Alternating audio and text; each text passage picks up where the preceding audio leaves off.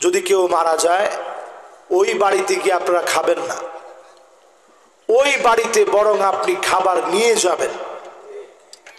ঠিক কিনা কোন?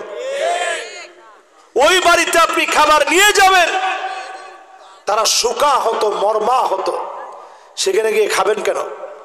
আমাদের দেশে দেখা যায় বাপ মা মারা গেলে চল্লিশা করতেই হবে, প্রয়োজনে লোনে টাকা এনে সুদে টাকা লাগায়া, সুদে টাকা এনে তারপরে চল্লিশা করে। ঠিক কিনা কোন? এই সমস্ত কাজ বাদ দেন। মৃত্যুর পরে প্রথম কাজ পিতা মাতার কোনো ঋণ থাকলে পরিশোধ করা, ওসিয়ত পূরণ করা, পারলে পিতা মাতার জন্য দান সদকা করবেন।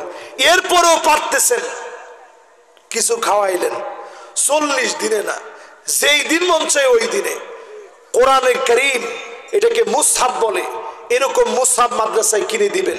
পিতা মাতার নামে নলকূপ বসায় দিবেন। এই কূপের পানি, নলকূপ মানে এখন টিউবওয়েল, টিউবওয়েল এখন আর নলকূপ, কিন্তু ডিপ টিউবওয়েল বসায় দিবেন। যদি পারেন ঠান্ডা একটা পানির পাত্র বসায় দিবেন। গরমকাল আসতেছে, মানুষ খেয়ে খেয়ে দোয়া করবে। এই যে রমজান মাস আসতেছে, কাউরে একটা খেজুর হইলেও খাওয়াবেন।